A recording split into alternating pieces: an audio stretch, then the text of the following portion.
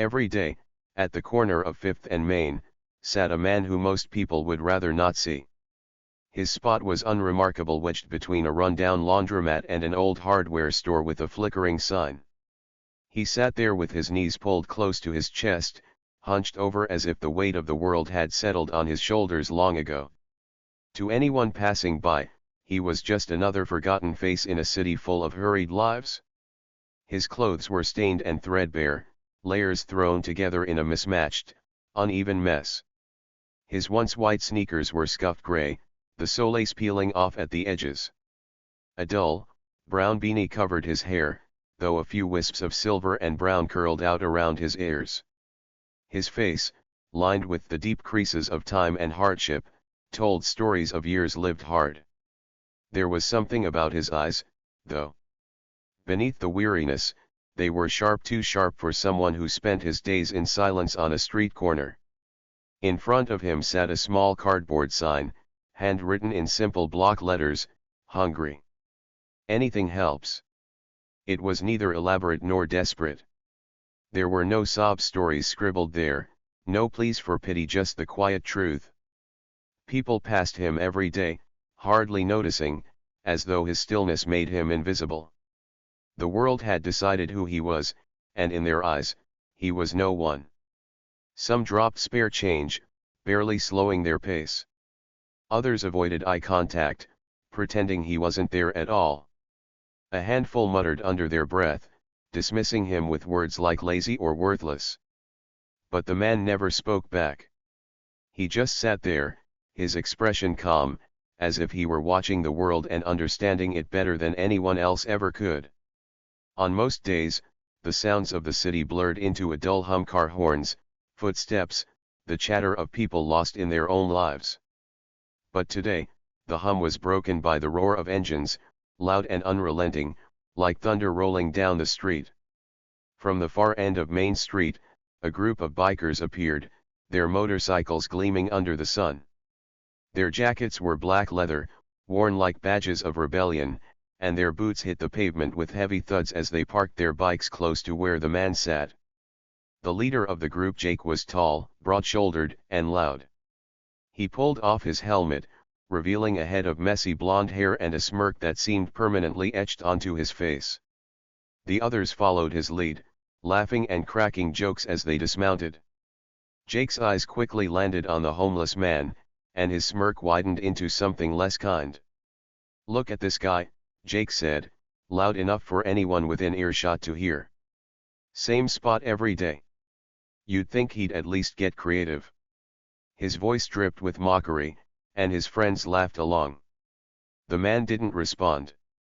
He didn't even look up.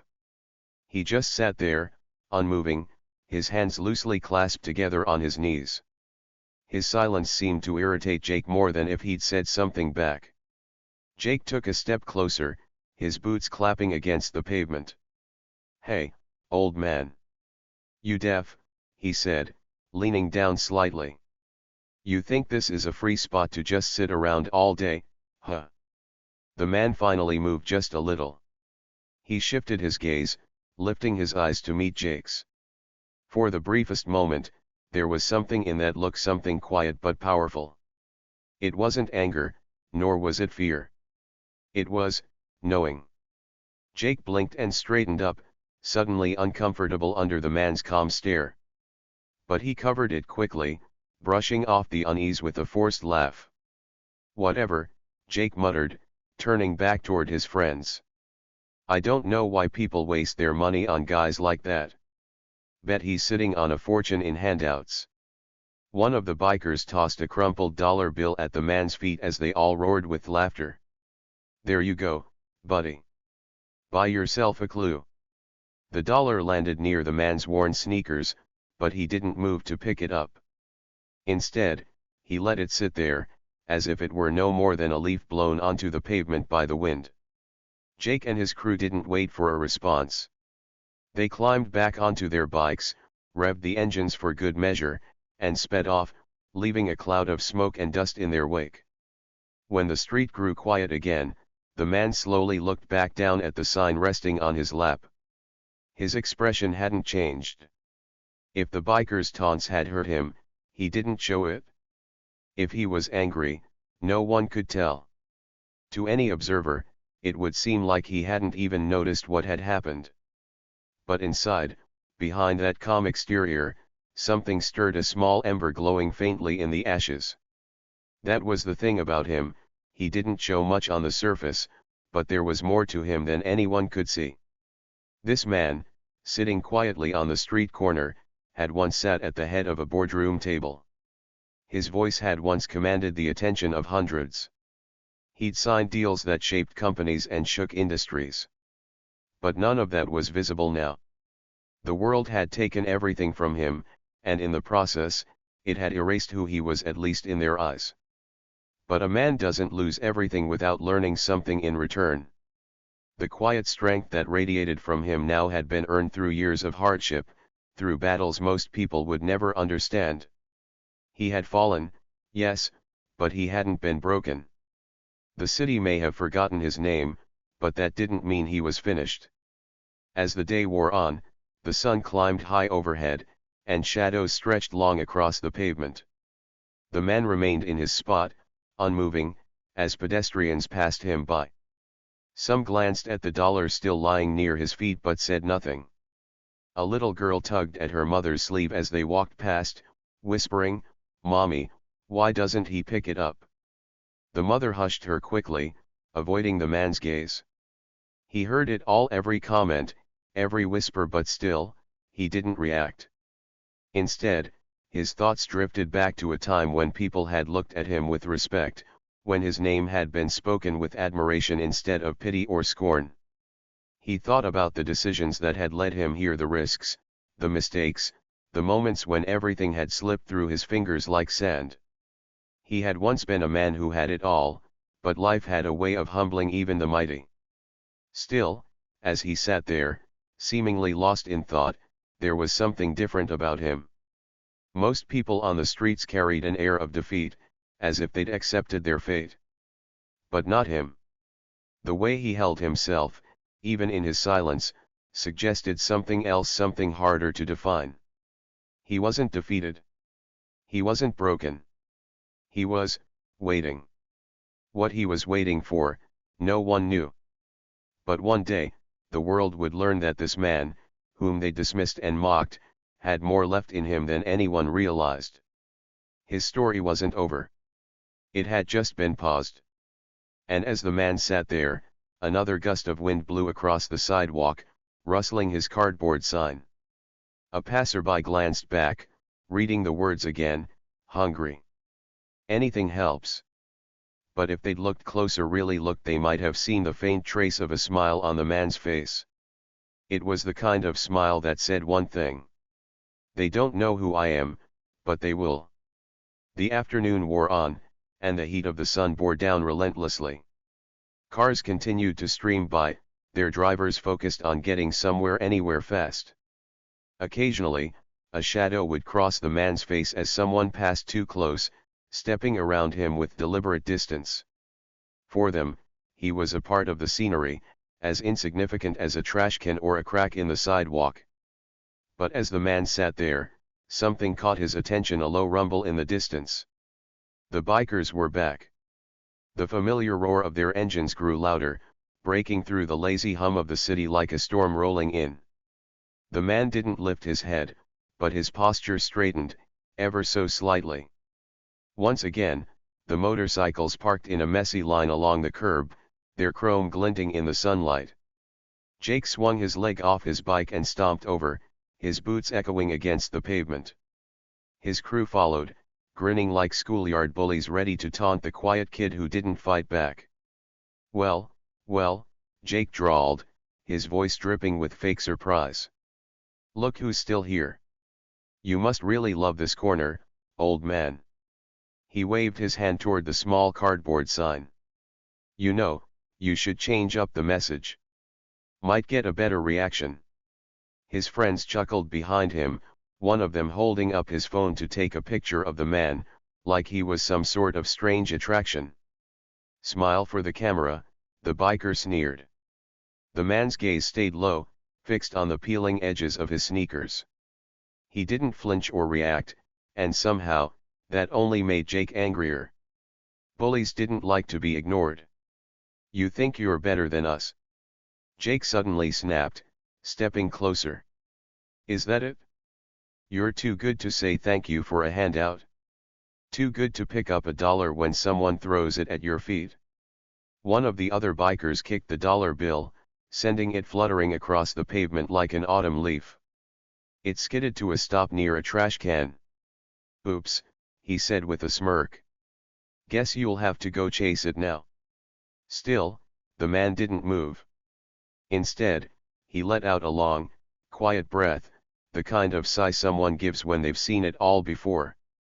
His eyes lifted just a fraction, enough to glance at the group of bikers as if he were sizing them up, though he said nothing. Jake's smirk faltered for half a second. That look. There was something in it, something unnerving. It wasn't fear, nor was it defeat. It was calm. And Jake hated it. "Whatever," Jake muttered again, turning on his heel and stalking back toward his bike. "Guy's probably out of his mind." The others followed, laughing like it was all a big joke.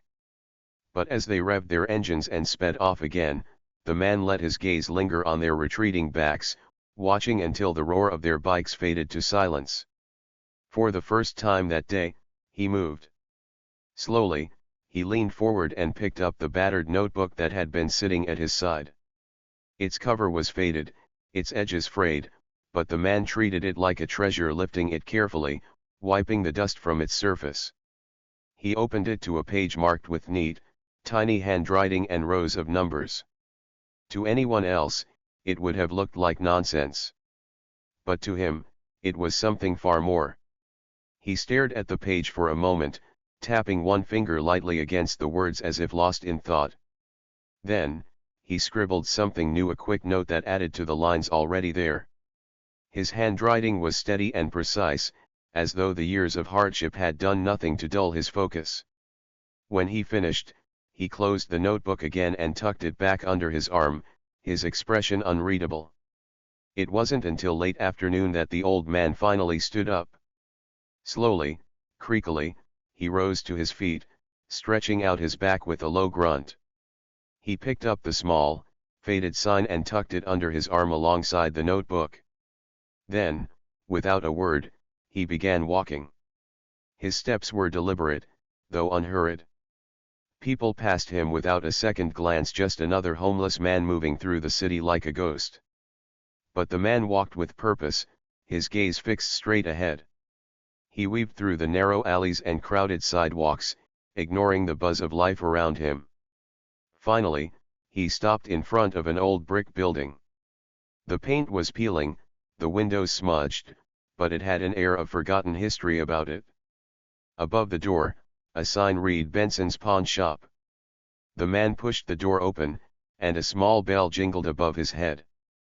Inside, the shop was dimly lit and crowded with old things: guitars, televisions, tools, and dusty jewelry sitting behind smudged glass cases. A middle-aged man with thick glasses sat behind the counter, flipping through a newspaper. He looked up, startled, when the homeless man walked in.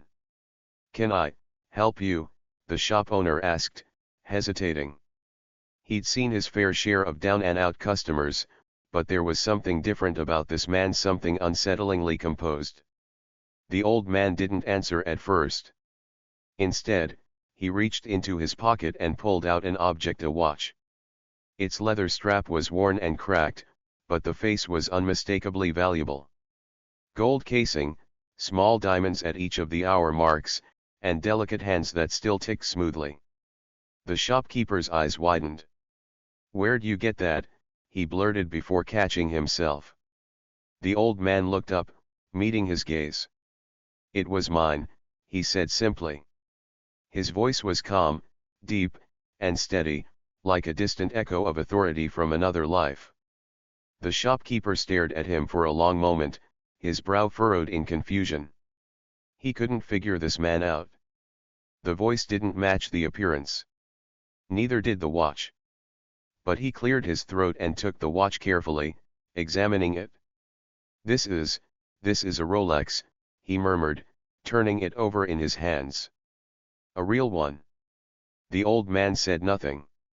The shopkeeper looked up, eyes narrowing slightly. You sure you want to pawn this? I can't give you what it's worth, you know. Not even close. I know, the man replied. Just give me enough for a few meals. The shopkeeper frowned, shaking his head in disbelief. You'd be better off keeping it.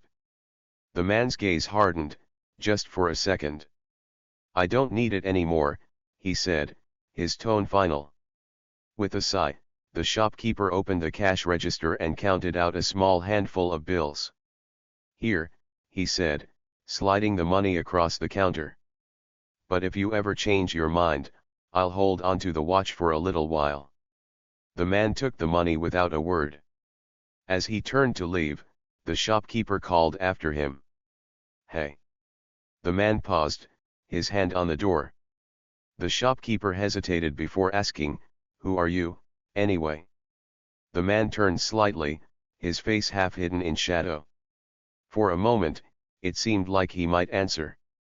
But instead, he just gave a small, tired smile, the kind that carried far more weight than any words could. Nobody, he said softly. Then, he pushed the door open and stepped out into the late afternoon sun, leaving the shopkeeper staring after him, baffled. Out on the street again, the man's steps were slower this time. The money burned like an unwanted weight in his pocket. To anyone watching, he was still just another nameless figure moving through the cracks of the city. But in his mind, the gears were turning, just as they had so many times before. He had sold that watch not out of desperation, but out of choice. It was a piece of his old life, a life he'd let go of. But even though he no longer needed the watch, he knew one thing for certain, that chapter of his story wasn't finished. Not yet. The corner of 5th and Main was a familiar spot for him, a place where the forgotten blended into the noise of the city. For weeks, maybe months, he'd been there. Time had become meaningless to the man who sat with a small, worn-out cardboard sign on his lap. Most days were predictable. The faces that passed him were blurs, strangers in expensive suits, college kids glued to their phones, mothers tugging their children past him quickly as if shielding their little ones from his presence. Few people stopped. Even fewer noticed him. He had become invisible. But not today. Today, the air on the corner felt different, like a distant storm approaching, thick and restless. It began as a faint sound, low, rumbling, and growing louder with each passing second. A vibration hummed through the pavement beneath him, signaling their arrival long before they came into view. And then, there they were. The bikers roared into sight, rounding the corner like a pack of wolves marking their territory. Their motorcycles gleamed under the afternoon sun, chrome reflecting flashes of light that darted across windows and car windshields. There were 6 of them, all dressed in black leather jackets, boots heavy enough to echo off the sidewalk. They took up space like they owned it, their engines a declaration, "We're here, and you'll know it." Jake, the leader, was the first to come into focus. Tall and broad, with shaggy blonde hair and a grin that never looked quite friendly, Jake had an energy about him that could sour a room. His confidence didn't come from anything earned, it came from knowing that when he showed up, people moved aside. Around him were his crew, men with weathered faces, loud laughs, and cocky smirks, each one more eager than the next to cause a scene. They parked their bikes in a crooked line along the curb, right across from where the old man sat. Their engines sputtered to a stop, but the silence didn't last.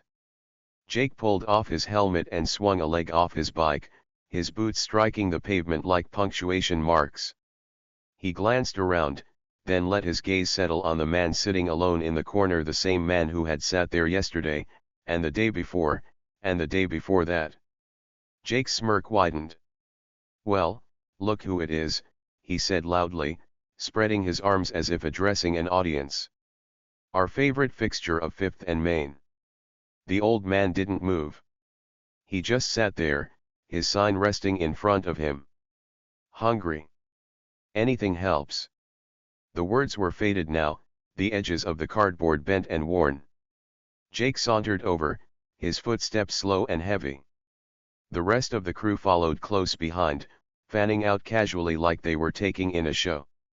One of them lit a cigarette, another leaned against a lamp post, but all their eyes were on the man.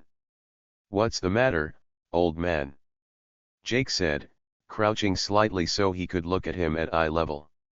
"You lose your voice." He cupped a hand around his ear dramatically. "Say something, huh?" The man didn't look up. He just sat there, his hands loosely clasped around his knees, unmoving and silent as ever. Jake's smile twitched. Bullies didn't like being ignored. "Maybe he doesn't speak English," one of the other bikers joked, earning a round of laughter from the group. "Or maybe he's just too lazy to care." "Lazy," Jake repeated, as if the word tasted good on his tongue. "Yeah, that sounds about right." He reached into his jacket pocket, pulled out a crumpled dollar bill, and waved it in the air. "Here you go, old man. A gift from me to you." The crew watched with grins plastered on their faces as Jake flicked the dollar, letting it float down toward the man's feet. It landed just short of his sneakers, where it fluttered to a stop against the sidewalk. "There you go," Jake added with a chuckle. "Don't spend it all in one place." The laughter echoed against the surrounding buildings, loud and sharp, but the man didn't flinch. He didn't even look at the dollar bill sitting near his feet. Instead, he stayed perfectly still, as if the scene unfolding around him had nothing to do with him at all. That was when Jake's grin faltered for just a second. There was something unnerving about the man's silence, about the way he just sat there, unbothered, his gaze hidden beneath the shadow of his worn beanie. Jake tilted his head, pretending to think. "You know what?" Jake said, his tone louder now, pushing for a reaction. "I think you're ungrateful. You don't deserve free money." He took another step closer and kicked the dollar bill across the pavement, sending it skittering away. "Oops. Better go chase it, Grandpa." Another round of laughter exploded from the group, louder this time. One of the bikers whistled mockingly. Another took out his phone and started recording, angling the camera to make sure the man and his sign were visible in the shot. "Hey, you guys think this'll go viral?" "Homeless guy gets life advice from Jake Thompson," the man with the phone joked, his thumb tapping to record the moment. "Maybe he'll learn something," Jake shot back, his voice dripping with amusement. The man still didn't move. Not a muscle. He sat there in a way that almost seemed deliberate. As if his stillness wasn't weakness but something else entirely. Something stronger. Finally, after a beat of uncomfortable silence, the man slowly looked up. His head lifted, and for the first time, his gaze met Jake's. His eyes were sharp, brighter than they had any right to be, eyes that held history, secrets, and knowledge far beyond the corner of 5th and Main. They weren't the eyes of a broken man. They were the eyes of someone who had seen too much and survived all of it. The smile slipped completely from Jake's face. For the briefest moment, he looked unsure of himself, like a child who'd just realized the monster under his bed might actually be real. But he covered it quickly, snorting a laugh and turning back to his crew. "Whatever," he muttered, waving his hand dismissively. "He's not worth it." The bikers laughed along, though it was quieter this time, forced, even. They turned back to their bikes, swinging their legs over the seats as the engines roared back to life. Jake pulled his helmet on and threw one last glance over his shoulder at the man, who had already lowered his gaze again, as if the bikers had never existed. They peeled out with a screech of tires and a cloud of smoke, leaving the street corner quiet once more. The laughter, the insults, the roar of the engines, all of it faded into the distance, leaving behind only the faint hum of traffic and the rustling of leaves in the breeze. The man sat still for a moment longer, the creases in his face unreadable. Then, without hurry, he turned his head slightly, watching the bikers disappear into the horizon. There was no anger in his expression, no humiliation, only something calm and deliberate. He lowered his eyes back to the sign on his lap, his fingers brushing lightly over the faded words, "Hungry. Anything helps." The dollar bill that Jake had kicked still lay several feet away, half crumpled in the dirt. The man didn't move to pick it up. He didn't need to. Instead, he sat there, as unmoving as ever, his presence steady and unshaken.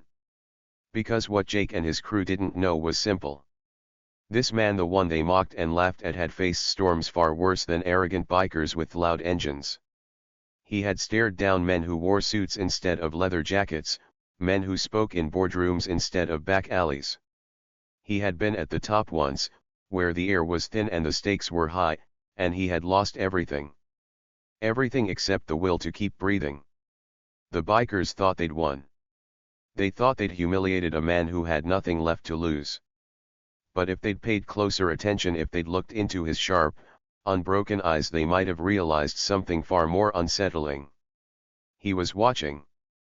And waiting. The street grew quiet again, the afternoon shadows stretching longer across the pavement. People resumed their hurried walks past the corner of 5th and Main, where a man sat alone with nothing but a sign, a beanie, and a silence that seemed to speak louder than words ever could. If you asked anyone who saw him that day, they'd say he was just a homeless man, a nobody. But they'd be wrong. Because in the days to come, Jake and his crew would learn a hard lesson. The quietest man in the room is often the one you should fear the most.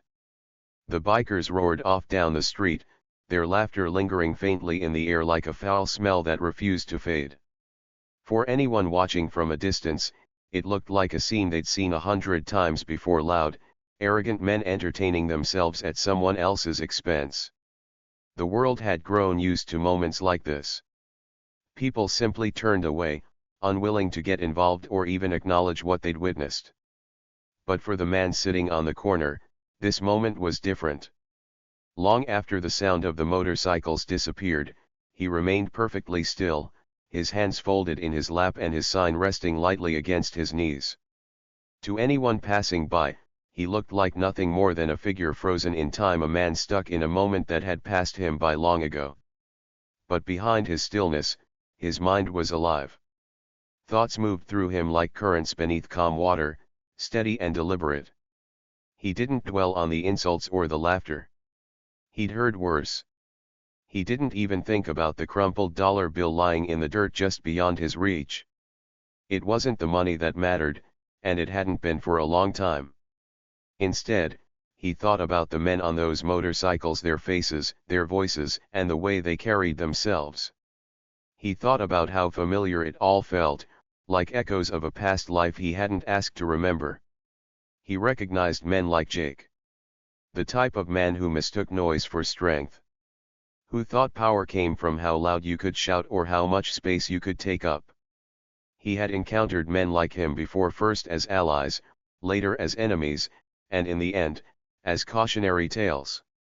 The man's eyes fell to the dollar bill again, the faint breeze nudging it along the sidewalk in small, careless steps. He could hear Jake's words still, the sneer in his voice as he said, "Buy yourself a clue, old man. Old man." The man's lips twitched ever so slightly, not in anger, but in something closer to amusement. If only they knew. Days passed, and the bikers returned. It wasn't unusual for Jake and his crew to ride through the same neighborhoods again and again. Their motorcycles carved familiar routes across the city, their engines announcing their arrival long before they were seen. They liked being noticed. It fed them, made them feel important in a world that had no use for them otherwise.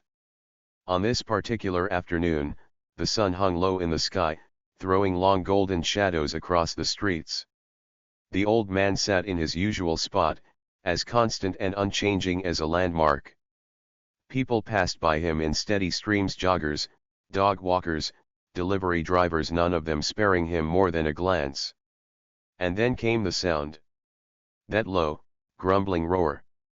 The man's head lifted slightly, just enough to let his eyes flicker toward the street corner. Sure enough, they appeared again, 6 black motorcycles slicing through traffic like sharks through water.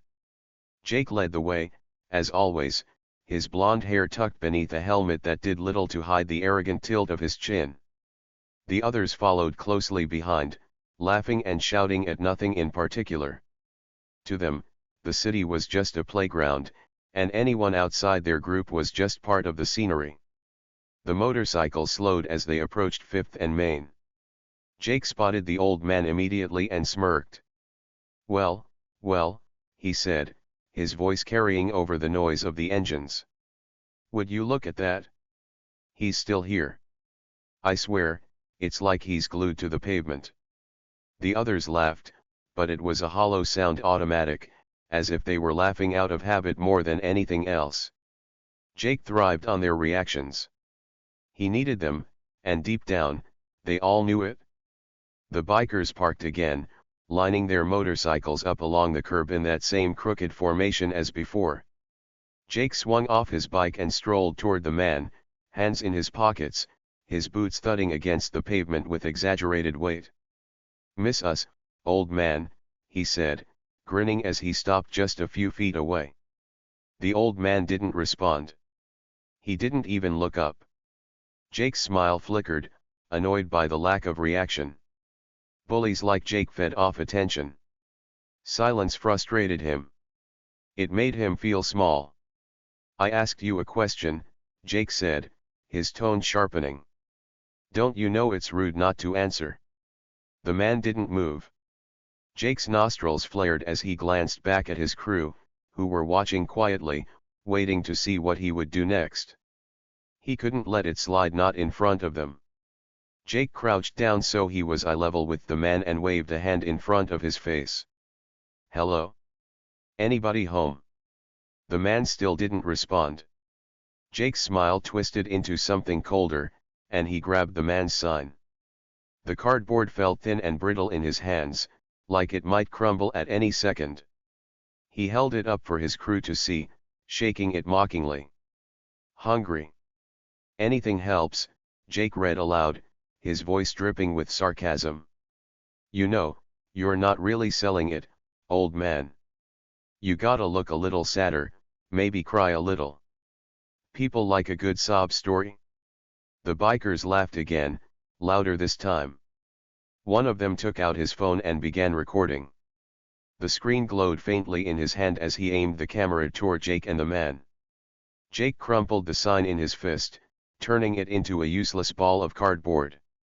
He dropped it at the man's feet like trash. "There," he said, brushing his hands together. "Fixed it for you." The man's eyes lifted slowly.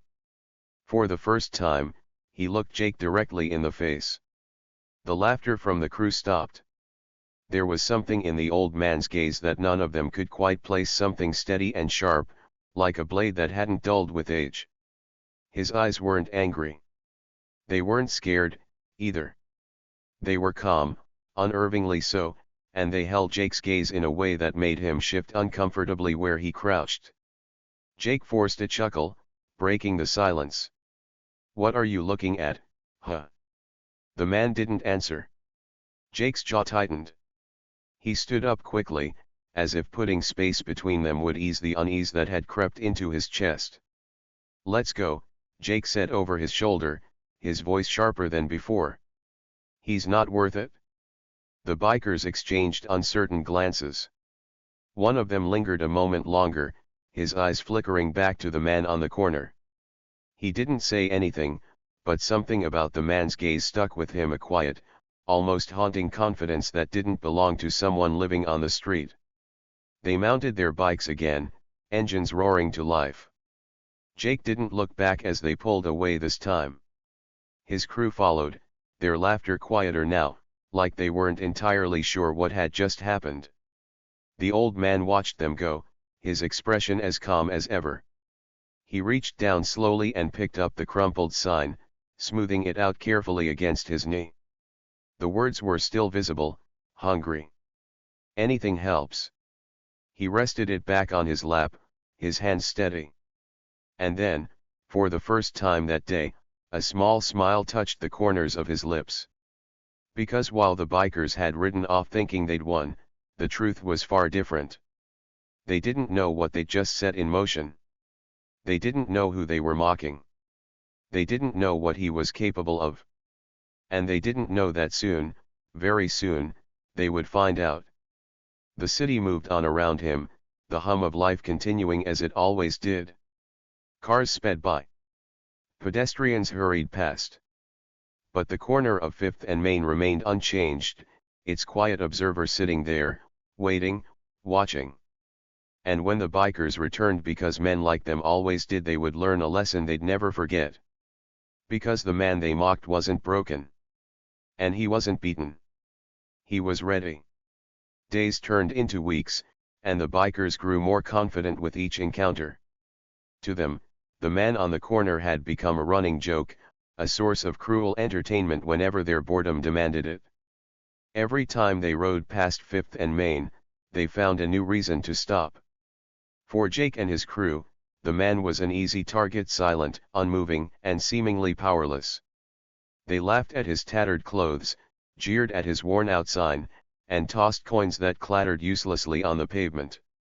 But for all their taunts, the man never reacted the way they expected. He never begged. He never shouted. He didn't even look broken. That bothered Jake more than he cared to admit. One afternoon, the crew parked their bikes along the curb once again. It had become something of a ritual now, like an unspoken rule they had to follow. Jake led the way as always, his heavy boots hitting the ground with false authority. The man was there, just as he always was, sitting cross-legged with his sign propped against his knees.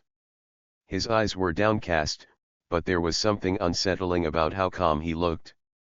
Jake sneered and motioned to one of his crew members, a lanky man with wild, dark hair named Travis. "Hey, Trav," Jake said with a grin, "why don't you teach our friend here some manners?" Travis smirked and stepped forward, tossing a half-empty soda cup onto the man's lap.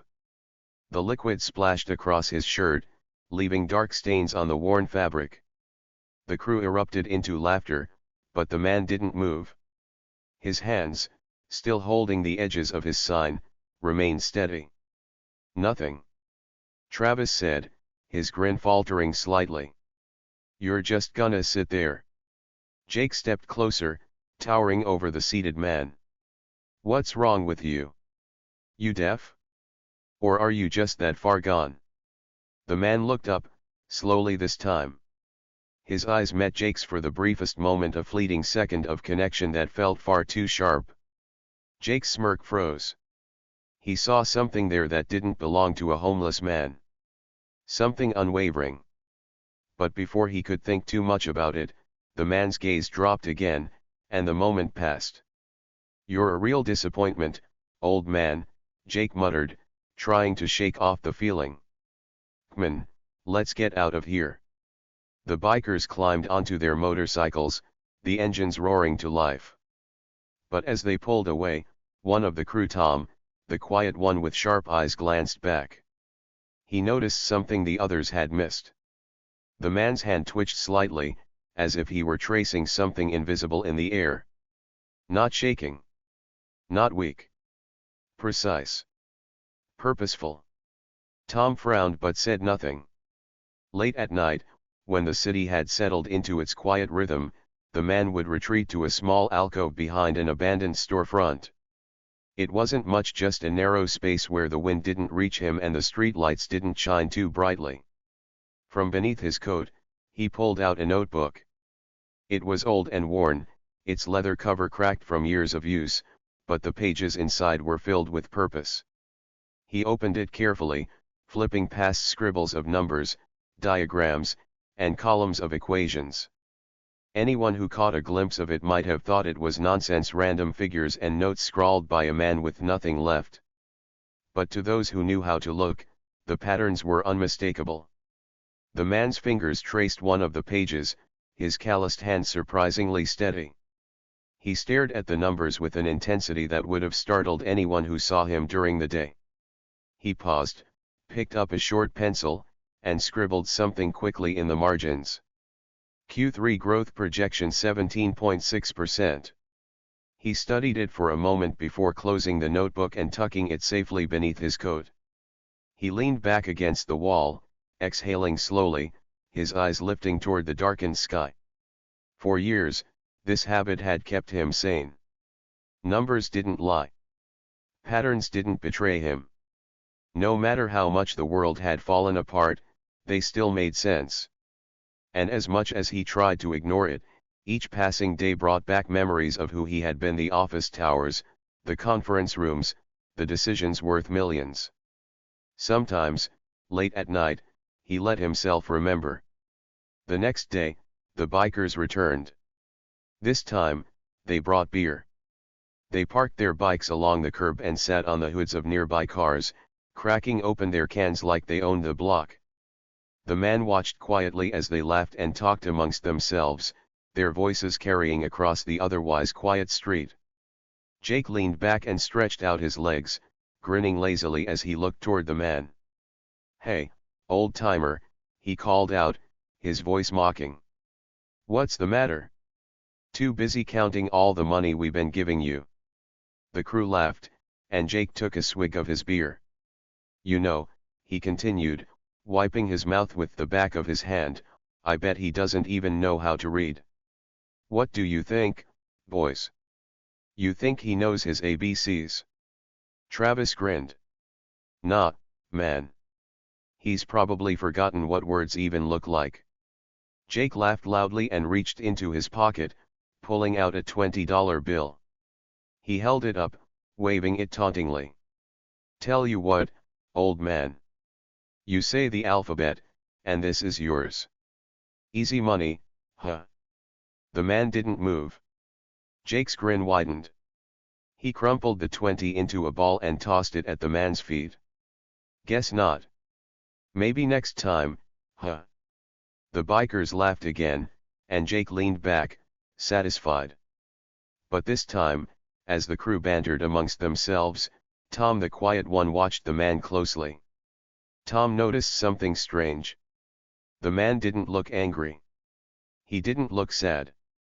In fact, he almost looked bored.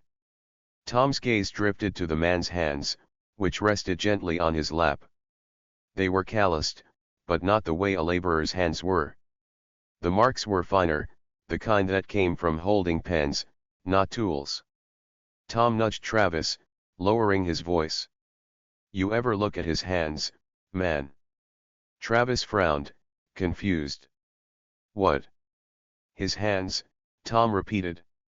"They don't look right. They're too steady." Travis rolled his eyes.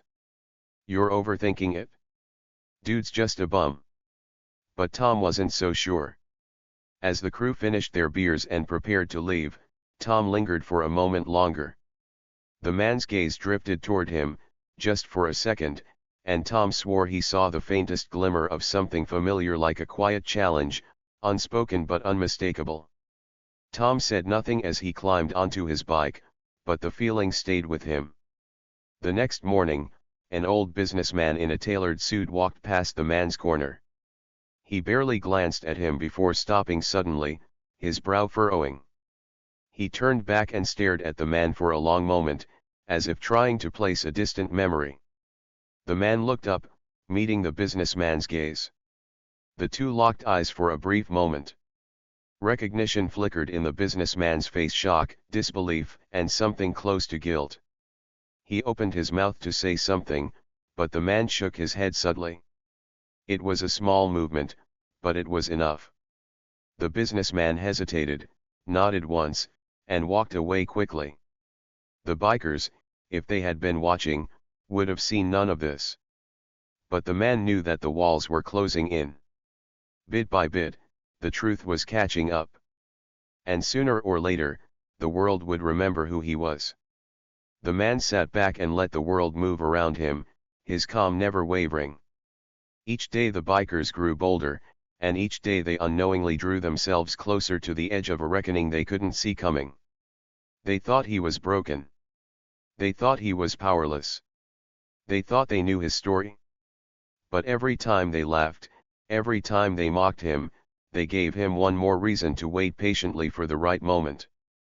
Because the man wasn't just someone who had fallen. He was someone who knew how to rise again. The bikers came back, like clockwork, every few days.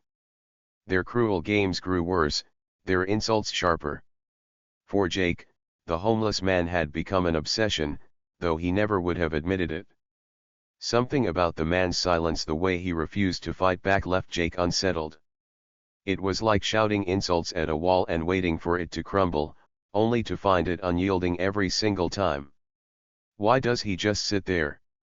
Jake muttered one afternoon, glaring toward the man. The others laughed it off. To them, the man was nothing more than an easy target, a convenient distraction from their own lives. But Jake couldn't shake the feeling that there was more to him.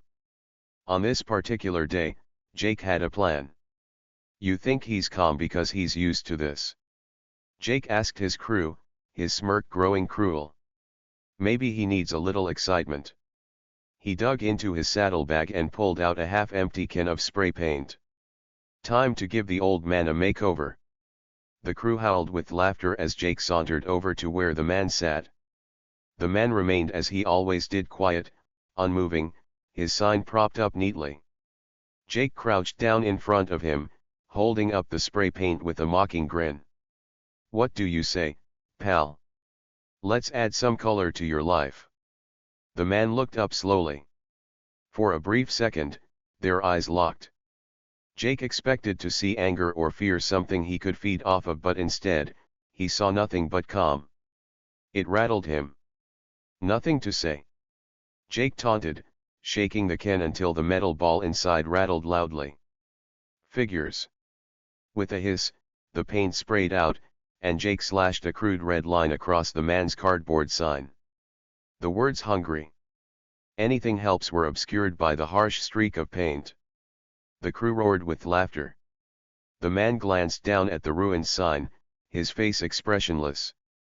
For a moment, Jake thought he saw something flicker in his eyes, something cold, like the briefest flash of lightning in a distant storm, but it was gone so fast he wondered if he'd imagined it. "C'mon, Jake, let's go," Travis called. "He ain't worth it." Jake stood up, kicking the man's sign so it fell sideways onto the ground.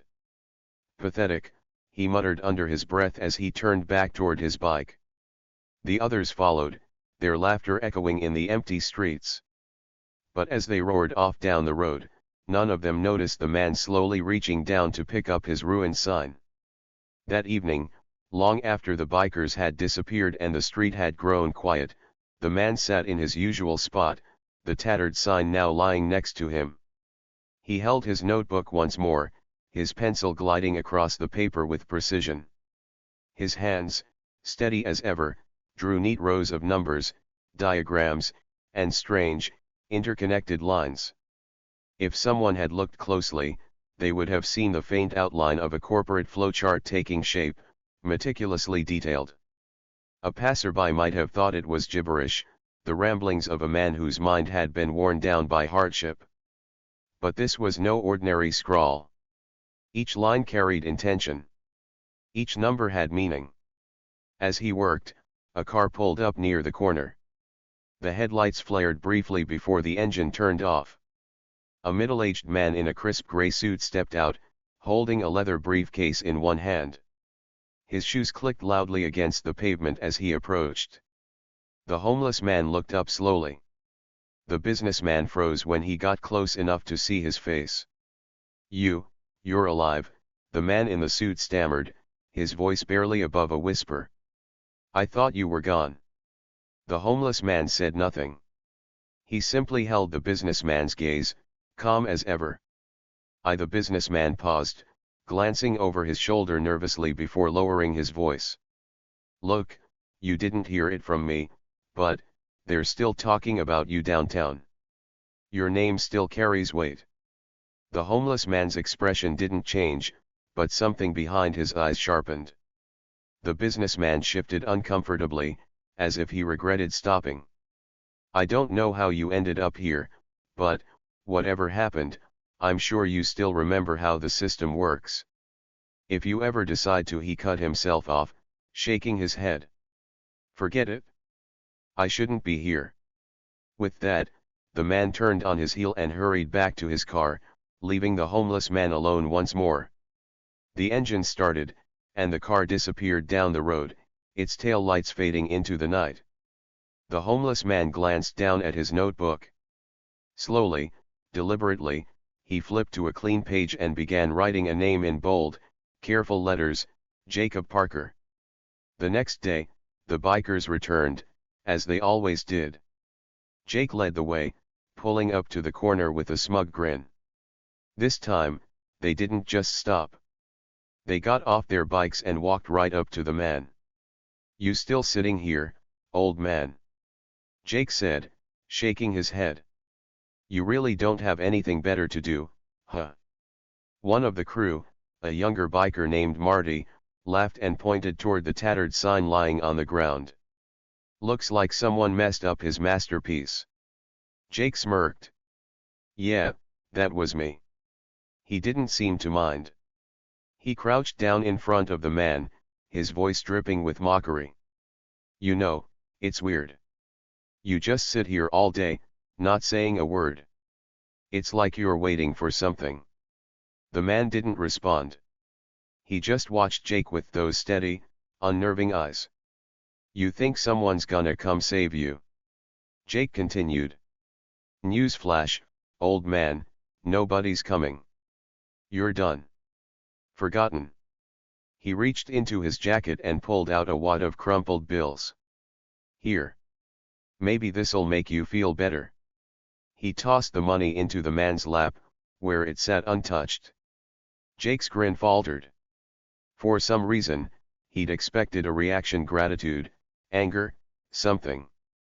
Instead, the man's calm expression remained unchanged.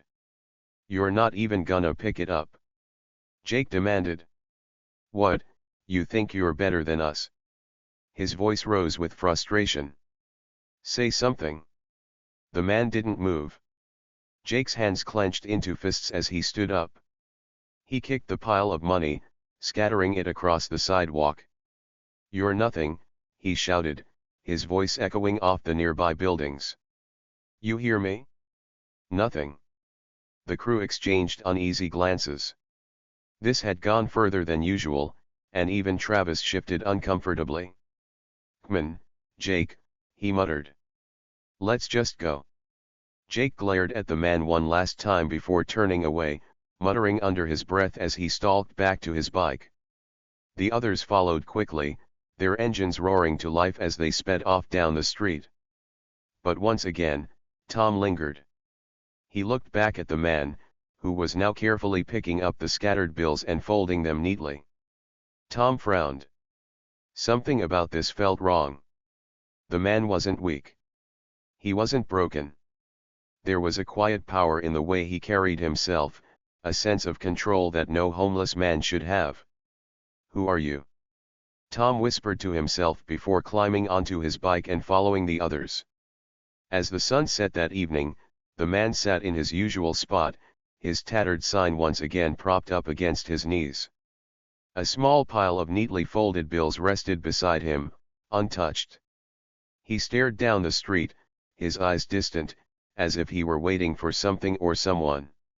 For years, he had watched the world pass him by, content to remain invisible. But now the lines had been crossed. The games had gone too far. And as much as he tried to stay out of sight, the truth was inching closer with every passing day. Jake and his crew thought they were untouchable, kings of the street with no consequences.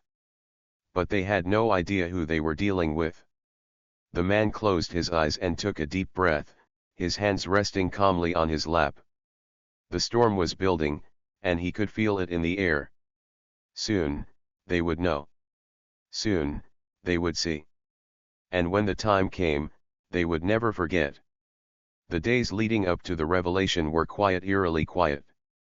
The bikers, having grown tired of their cruel games, hadn't shown up for nearly a week. The man remained where he always was, sitting on the corner of 5th and Main. But this time, something about his posture seemed different. He was still calm, still composed, yet there was a quiet tension in his movements as if he were waiting for something inevitable. The street buzzed with its usual hum of life. Cars rolled past, a mother dragged her child along the sidewalk, and distant construction sounds echoed in the air. Yet despite the noise, the man's presence felt like an anchor, a steady force in the chaos. People still ignored him, as they always did, but the weight of his silence grew heavier by the day. And then it happened. It was a Tuesday morning, the kind of ordinary day when no one expects anything to change. The air was crisp, the sun peeking through faint streaks of cloud. At exactly 10:45 a.m., a sleek black SUV with tinted windows pulled up to the curb across the street from the man's corner. The sound of its engine hummed low and steady before it was cut abruptly, like a quiet prelude to something much bigger. From across the street, the bikers were lounging near their motorcycles, laughing and talking. Jake noticed the SUV first. He leaned back on his bike, squinting toward it as the driver's side door opened. "What's that all about?" he muttered, nudging Travis with his elbow. Travis shrugged. "Probably someone lost. Doesn't look like they belong in this part of town." Jake smirked, nodding toward the man on the corner. "Maybe they're here to rescue him. Prince Charming, come to save the day." The crew chuckled, but their laughter faded quickly when the passenger door opened. Out stepped a woman in her mid-40s, her sharp black heels clicking against the pavement as she moved with precision. She was dressed in a tailored navy suit that screamed authority, and her every movement carried an air of confidence. She held a leather folder tucked under one arm, and her short, platinum blonde hair was swept back neatly. Her presence was magnetic, one of those people who turned heads without even trying. Jake's smirk disappeared. "Who's that?" he muttered, his eyes narrowing. The woman paused for just a second before walking across the street toward the man sitting on the corner. Her heels echoed loudly in the stunned silence. The man looked up slowly as the woman stopped in front of him. For a long moment, they said nothing. She tilted her head slightly, a faint smile tugging at the corner of her lips. "Mr. Reynolds," she said, her voice clear and confident. "We've been looking for you." The bikers froze. Jake blinked, unsure if he'd heard her correctly. "Mr. Reynolds." The man on the corner sat still for a moment, as if absorbing her words. Then, slowly, he rose to his feet. For the first time, he looked different, taller, somehow straighter. His movements were deliberate, like someone waking up from a long sleep. "You found me," he replied, his voice low and steady. Across the street, the bikers stared in shock. The man they'd mocked for weeks, the same man they'd painted as weak and broken, now looked completely different. It wasn't just his posture. There was something else. A quiet authority radiated from him, as if he were suddenly larger than life. The woman glanced around, taking in the surroundings. She turned back to him, her expression growing serious. "The board is waiting," she said. "The company needs you, sir. It's on the brink. Without you, they'll lose everything." Jake's mouth fell open. "Wait, what?" he whispered. The rest of the bikers exchanged uneasy glances, their laughter long gone. The man, Mr. Reynolds, studied the woman for a long moment. Then, with the faintest trace of a smile, he said, "Tell them I'll think about it." The woman nodded crisply. "Of course, sir." She handed him a small black card, sleek, glossy, with embossed gold letters. "We're ready when you are." With that, she turned on her heel and walked back toward the SUV, her movements as sharp as before. She opened the door, slid inside, and the car pulled away with the same quiet hum, leaving nothing behind but stunned silence.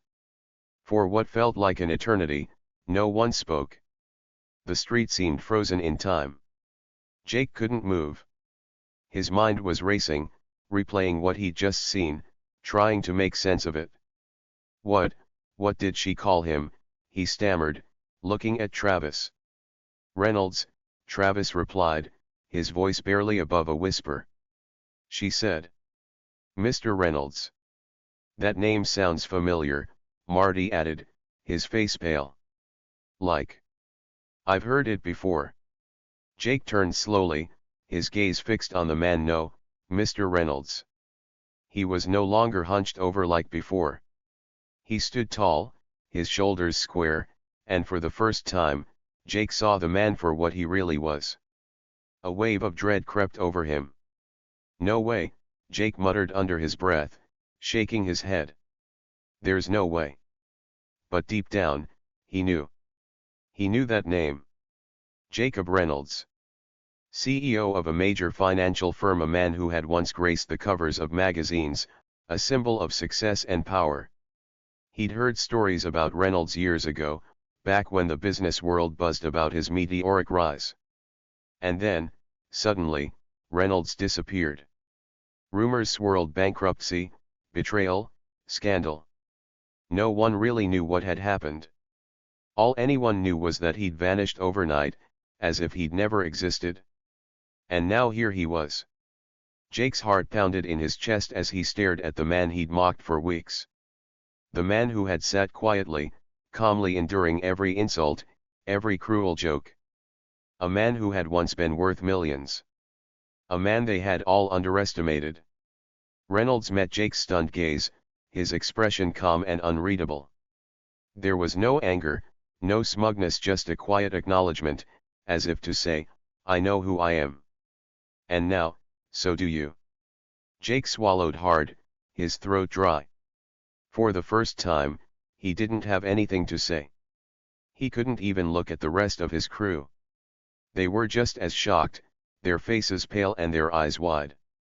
Finally, Travis broke the silence. Jake, we screwed up, man. Jake didn't respond. He couldn't. The weight of the moment hung heavy in the air. Reynolds slowly bent down and picked up his tattered cardboard sign, the red spray paint still streaked across it. He studied it for a moment before folding it carefully and tucking it under his arm. Then, without another word, he turned and walked away, his movements slow and deliberate. The bikers watched him go, rooted in place. Not one of them dared to stop him. Not one of them dared to speak. As Reynolds disappeared around the corner, Jake finally let out a shaky breath. Who was that guy?" he whispered. Travis shook his head, still in disbelief. "The man we thought was nobody? Turns out, he's somebody we'll never forget." Jake said nothing. For the first time in his life, he felt small. All his bravado, all his arrogance, it was gone, stripped away by a single moment of truth. Across the street, life returned to normal. Cars drove by. People hurried along the sidewalk. The world moved on, as it always did. But for Jake and his crew, nothing would ever be the same. They had mocked a man who was stronger, smarter, and far more powerful than they could ever hope to be. And the truth that they had been so blind was the bitterest pill of all. The air around the street seemed heavier now, as though the black SUV had left a ripple in reality. The bikers stood by their motorcycles, speechless, their expressions frozen in a mixture of shock and regret. A silence lingered that none of them dared to break. The usual noise of the city carried on, cars zoomed past, conversations drifted through the air, but for Jake and his crew, the world had stopped. Jake rubbed the back of his neck nervously, staring at the corner where the man Mr. Reynolds had disappeared. He tried to process what he'd just witnessed, replaying the woman's words in his head, "The company needs you, sir." It didn't make sense. How could the man they'd laughed at, disheveled, dirty, and forgotten, be someone so important? How could he be someone they should have respected, someone whose name carried weight far beyond their understanding? "Jake," Travis said suddenly, breaking the silence. His voice was shaky. "You remember now, don't you? Who Reynolds is?" Jake didn't answer. His mind was spinning too fast. He felt like the ground beneath him had shifted. He couldn't look at Travis, couldn't look at Marty or the others. All he could see in his mind was that moment, the woman calling the homeless man Mr. Reynolds, and the way he'd straightened up, shoulders back, with that quiet, unshakable confidence. "I remember hearing about him years ago," Marty chimed in. "Jacob Reynolds. He was a big deal, a CEO, a genius with numbers. Made his company one of the biggest in the industry. What happened to him?" Travis asked, his voice soft, as if he was afraid of the answer. Marty hesitated. "Nobody really knows," he admitted. "I think something bad happened, like, he lost everything. There were rumors. Scandals, betrayals, maybe someone close to him screwed him over. But one day, he just disappeared. Poof. Gone. Everyone in the business world was talking about it." Travis swallowed. "And, he's been here this whole time? Sitting on that corner? Living on the streets?" Marty nodded grimly. "Looks like it." Jake couldn't take it anymore. He turned on his heel, snapping, "How was I supposed to know? How could anyone know? He looked like a man down on his luck," Travis finished quietly. "That's what he looked like, Jake. And we treated him like dirt." Those words stung worse than anything Jake had ever heard. They hung in the air like a weight pressing down on him, the truth undeniable. He had tossed insults at the man, belittled him in front of his crew, and mocked him for nothing more than appearances. Jake felt his stomach twist as he thought back to every cruel joke he'd made, every laugh at the man's expense. Now he realized Reynolds had never been weak. He had never been broken. There was a quiet strength in his calm, a steadiness that Jake had missed because he'd been too busy trying to feel superior. The next few days were strange. Jake and his crew avoided 5th and Main entirely, steering clear of the corner they'd once ruled with arrogance. There was a weight of shame on all of them, a shared guilt they couldn't shake. It wasn't just about Reynolds being a former CEO. It was the realization of what they'd done, of how they had treated another human being who deserved respect regardless of his past. Travis brought it up first as they sat around the garage a few evenings later, the usual chatter replaced by awkward silence. "You think he'll come back?" he asked softly. Jake, who had been quietly cleaning his bike, paused mid-motion. "What?" "Reynolds," Travis said. "You think he'll come back to the corner? Or do you think he's gone for good now?" Marty piped up, chewing nervously on the end of a toothpick. "If that woman was serious, if his company really wants him back, he probably won't. He doesn't need to be there anymore." Jake set down his rag and stared at the floor. He wanted to believe Marty was right, that Reynolds was gone, back to a life of wealth and power. But deep down, he wasn't sure. Reynolds hadn't seemed eager to return. When he'd told the woman, "Tell them I'll think about it," it had sounded more like a challenge than an acceptance. "I don't know," Jake muttered finally. "Maybe he'll come back. Maybe he won't." Travis hesitated before speaking again, his tone careful. "If he does, what are we gonna do?" The question hung in the air. Marty looked away, guilt written all over his face. None of them had an answer. What could they do? Apologize? Would that even be enough? It felt like the damage they'd done was irreversible. For the first time in years, Jake felt small, powerless, even. He'd always thought he was the guy with the upper hand, the one people looked up to. But now he realized how foolish that was.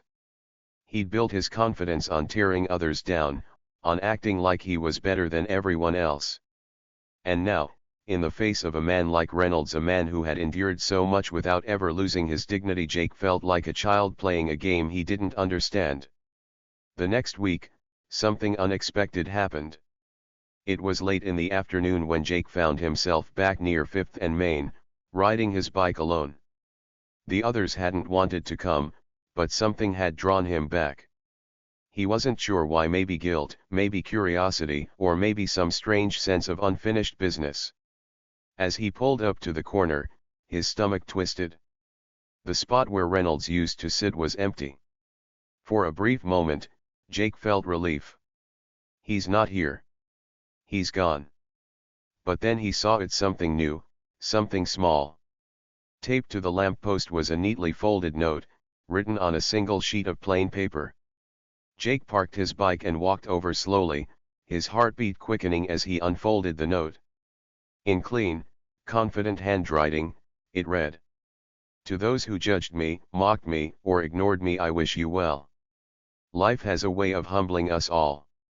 It doesn't matter how far you fall, it matters how you get back up. Perhaps one day, you'll understand that. J. Reynolds." Jake stared at the note, his hands trembling slightly. He read it again, the words sinking deeper with every second. There was no anger in the message. No bitterness. Just a lesson, one that felt aimed directly at him. He looked around, half expecting to see Reynolds walking down the sidewalk or sitting quietly on a bench. But the man was nowhere to be found. Jake let out a shaky breath and looked back at the note. For the first time in his life, he understood. That evening, Jake gathered the crew back at the garage. None of them wanted to talk at first, the silence heavy and awkward. But finally, Jake pulled the folded note from his pocket and placed it on the table for them to see. "This was on his corner today," he said quietly. Travis picked it up and read it aloud, his voice soft and uncertain. When he finished, the room fell silent again. Marty looked up, guilt etched deep in his features. "You think he wrote this for us?" Jake nodded. "Yeah. I do."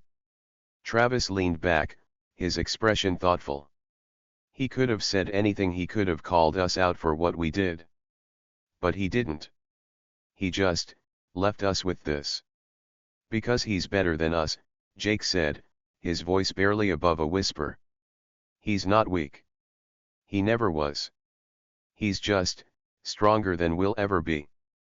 The truth of it hit all of them like a punch to the gut. Reynolds hadn't needed revenge. He hadn't needed to tear them down the way they'd tried to tear him down. Instead, he'd left them with a lesson, a reminder of who he was and who they could be, if they were willing to change. Over the following weeks, Jake and his crew were different. The taunting stopped. The arrogance faded. They stopped seeing themselves as kings of the street and started seeing people for who they really were, human beings, each with their own struggles and stories. Every now and then, Jake found himself thinking about Reynolds. He wondered where he was now, if he'd gone back to his company, if he'd reclaimed the success he'd once had. But no matter what, Jake knew this. Reynolds didn't need a corner to prove who he was. He had always been more than they'd seen. And because of him, Jake and his crew were learning to be more, too. They would never forget him. And maybe, just maybe, that was the point all along. The day after the note was left, everything seemed different in the air. It was subtle, almost like a shadow had been cast over the street, and the world had changed. Jake found himself walking down 5th and Main again, but it was empty. There was no sign of the homeless man, no cardboard sign, no quiet figure sitting against the lamppost. Just silence. Jake stood there for a moment, feeling something stir deep within him, something between regret and awe. The corner was deserted, as though the man had never been there at all. The spot he used to occupy, which Jake had mocked countless times, was now just another empty place on the street, a piece of urban space left untouched. The usual sounds of the city filled the air, cars honking, people chatting, the distant hum of life. But it felt different now, as though those sounds were muffled by the realization of what they had all missed. That afternoon, the bikers met at their usual hangout spot, a rundown bar on the edge of town. The walls were lined with faded posters, and the dim lights flickered overhead.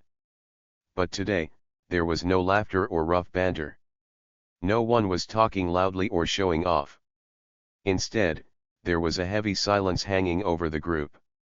Jake sat at the table, his elbows resting on the surface, his hands gripping a half-empty bottle. He stared into the amber liquid, but his mind wasn't there. It was still stuck on that corner, on the note the homeless man had left. He had never believed it before, but now he was starting to see the truth. The others were quieter than usual, all of them glancing at each other, unsure of what to say. No one wanted to be the first to break the silence. Finally, Travis cleared his throat. "Jake, do you think he'll come back?" "The guy, I mean." Jake shook his head slowly, his eyes still distant. "Nah. He's gone. He's not the kind of man who hangs around waiting for pity." Marty leaned back in his chair, his brow furrowed. "Yeah, but, you ever wonder what happened to him? I mean, what if we really missed something big? What if, he went on to something huge?" Jake didn't answer immediately. The question was too raw, too close to the truth. He wasn't sure if he could handle thinking about it. After a moment, he finally spoke. "We messed up, Marty. Badly. I never thought he was anyone important. I thought he was just some guy who'd fallen through the cracks. But I was wrong. And we were all wrong." His voice dropped to a quiet whisper, almost like he was admitting something shameful to himself. "That guy, he could have bought this whole town. He probably could have bought us too." Travis and Marty exchanged looks. They didn't know how to respond. None of them could have guessed that the man they'd mocked and overlooked had been someone so much more than they'd ever imagined. The weight of their mistakes hung heavy in the air, like an undeniable truth they could no longer escape. A few days passed, and the rumors about the man started to spread. They were whispers at first, nothing concrete. But soon, everyone in town seemed to be talking about the mysterious homeless man who had disappeared overnight. People said he was in meetings with the most powerful investors in the city. Some claimed he was in charge of a multi-million-dollar deal. Others said he had been the one to pull the strings behind some of the biggest financial moves in the country. Jake heard the stories, and a deep sense of regret washed over him each time. He thought about those moments when he had laughed, when he had made cruel jokes about the man's situation. He thought about how he and his crew had mocked him, not knowing that the very man they were belittling could be the one who held the power to change the course of their lives. One morning, weeks later, the bikers gathered again. Jake had called them together, something that never really happened unless there was something important to discuss. He couldn't stay silent anymore. He couldn't hide from the reality of what they had done. When they were all seated, he took a deep breath. "I know we've been avoiding the subject. But we need to talk about what happened." Marty looked at him, his eyes full of uncertainty. "What are you talking about?" "You know what I'm talking about," Jake said. "That guy. The one we mocked. Reynolds." The name hung in the air, a quiet reminder of everything they had done wrong. "I've been hearing the rumors," Jake continued, his voice steady but heavy. "And the truth is, we missed something. We missed a lot." Travis shifted uncomfortably in his seat. "What are you saying?" "I'm saying we were fools," Jake replied bluntly. "I mean, I was a fool. I thought we were better than him. I thought we could laugh at him, treat him like trash. But the truth is, he was better than me. And he was better than all of us." Silence filled the room. The words stung, not just because they were true, but because they had never been said aloud before. It was hard to admit that they had been wrong, so wrong that they had wasted time mocking someone who had once been on top of the world. Marty sighed, shaking his head. "I can't believe it.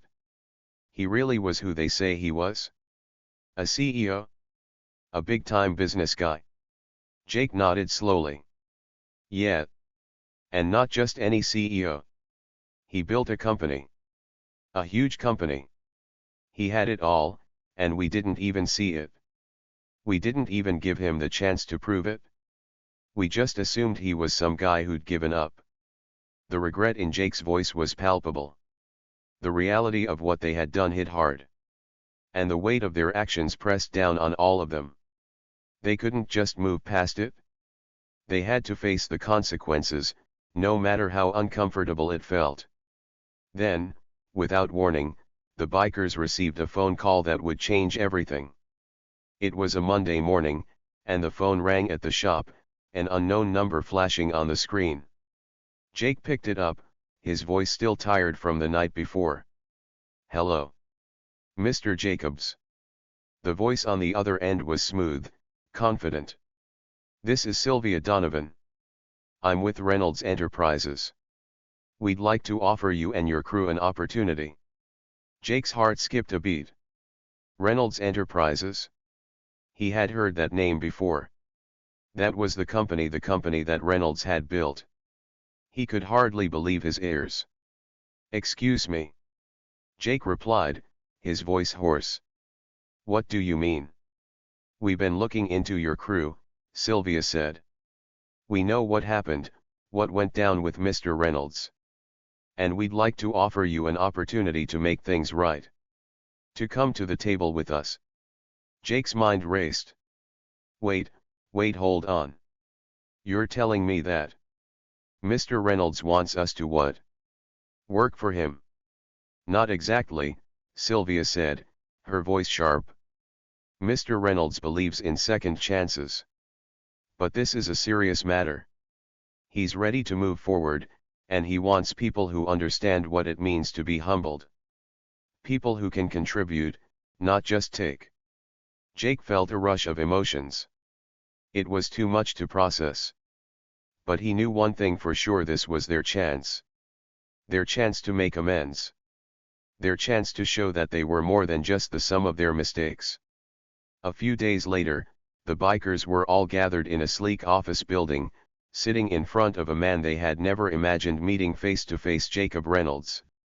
He looked exactly like the rumors said. Confident, calm, and in control. His presence filled the room in a way that left no room for doubt. He was a man who had been through the fire and come out stronger on the other side. Jake stood up, his voice shaky but determined. "Mr. Reynolds, we messed up. We didn't know who you were. We treated you like you were nothing." Reynolds didn't smile. He didn't frown either. He simply nodded. "I know," he said quietly. "And I'm not here to punish you for it. But you're here now. And you have the chance to prove that you're better than who you were." Jake swallowed hard. We'll prove it. We won't let you down." Reynolds paused for a moment, his gaze steady and piercing. "Good. Because life gives us second chances, but it doesn't give us forever." And just like that, the bikers were given a chance to redeem themselves. They left the meeting with a new sense of purpose, and though the road ahead would be long and difficult, they knew one thing was certain: they would never forget the lesson Mr. Reynolds had taught them. As the days passed, the bikers began to see the world through a new lens. The street they had once roared down, so full of pride and arrogance, now felt different to them. The sharp hum of their engines didn't sound as strong, the laughter didn't feel as loud, and the world, for the first time, didn't seem as small. There was a weight to everything now, one that they couldn't shake off, even if they tried. The man they had once mocked was gone, and in his place was a memory that lingered in their minds, reminding them of how little they had understood. It wasn't just about the deal they had missed or the second chance they had been given. It was about something deeper, something more personal. They had learned the hard way that life doesn't always give you a clear path, and sometimes, the person you least expect to change everything is the one you've underestimated. They had learned that the story wasn't always as simple as it seemed at first glance. Jake thought about how he had looked at that man, day after day, with nothing but scorn. He thought about how he had dismissed him as weak, as someone who didn't matter. He had believed that power only came in the form of loud voices and big gestures. He had thought that the world was divided into those who had everything and those who had nothing. But he was wrong. Power, he now understood, came in many forms. It came in the quiet strength of a man who had once been at the top, who had once held everything, but still knew how to survive. It came in the way someone could take the harshest circumstances and turn them into an opportunity. It came in the ability to rise again, no matter how many times life knocked you down. The bikers weren't the same anymore. And that wasn't just because they were given a second chance to work with Mr. Reynolds, it was because the world had shown them that things could change in an instant. One moment, they were laughing at someone's misfortune, and the next, they were sitting in a high-rise office, offered a chance to prove their worth. It was a humbling experience, one that reminded them how easily the tables could turn. Marty, who had been one of the loudest when it came to mocking the man, now found himself reflecting on the lessons he had learned. He spent more time thinking about how he had treated people in the past, about how easily he had dismissed someone based on what he saw on the surface. The anger he had once carried had begun to fade, replaced by a quiet humility that he never thought he could have. It was as if the harsh words he had spoken in the past were now stuck in his throat, unable to leave. And Travis, the one who had always been the most skeptical, was beginning to understand what it meant to be truly strong. Strength wasn't about showing off or making yourself the loudest in the room. It was about knowing when to stay quiet, when to listen, and when to stand tall even when everything seemed to be falling apart. Travis didn't know where life would take him next, but he knew one thing: he would never judge someone based on their circumstances again. Jake often found himself walking down the streets of the city, just looking around, paying attention to things he had never noticed before. The way the light hit the buildings in the morning, the way the wind carried the scent of the bakery on the corner. It was as if he was seeing everything for the first time. And with that new perspective came an understanding that everything, every single moment, could change in the blink of an eye. One evening, while sitting with the rest of the crew at the bar, Jake raised his glass. The others looked at him, waiting for him to speak. "To second chances," he said simply. "To people who don't give up. To the ones we think we know, but really don't. And to not forgetting where we came from." They all raised their glasses in silence. The clinking sound of their glasses was the only noise that filled the room, but there was something different about it now. It was as if, in that small, simple gesture, they were acknowledging that they had learned something important, something they would carry with them for the rest of their lives. Never judge someone by where they are today. Jake's words echoed in his mind long after the evening ended. It was a lesson he would never forget, and one he was certain would stay with him forever.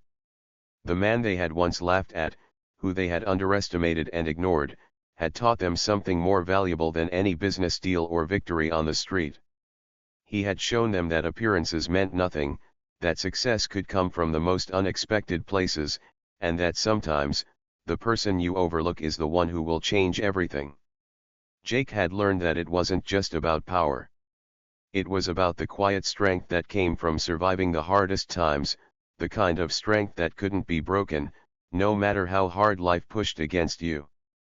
It was about resilience, the ability to rise, time and time again, no matter how many times you fall. The man had shown him that there was always more to a person than meets the eye, and that true worth was often hidden beneath the surface. The bikers, too, had learned this lesson. They had learned that life wasn't a race to see who could be the loudest or the strongest. It was about knowing when to listen, when to step back, and when to act with purpose. It was about understanding that there were many paths to success, and that one could never judge someone's journey based on the chapter they were in right now. As Jake watched the sun set over the city one evening, he found himself thinking back to that day when the man had sat on the corner with his cardboard sign, his quiet eyes hiding a world of untold stories. Jake would never forget that moment, because it had changed him. It had changed all of them. They had learned to see the world differently now. They had learned that strength didn't always come in the form of a boastful gesture or loud proclamation. It came in the quiet moments, the ones when no one was looking. It came from those who had fallen, only to rise again. And it came from the understanding that everyone, no matter their circumstances, had a story worth hearing. The bikers might have started their journey believing that the world was all about power and who could be the loudest, but now, they knew better. They knew that there was more to life than that. There was humility. There was resilience. And most importantly, there was the quiet, unspoken strength that came from knowing that everyone had a story to tell. And sometimes, the person you overlook is the one who will change everything. That was the lesson they would carry with them forever.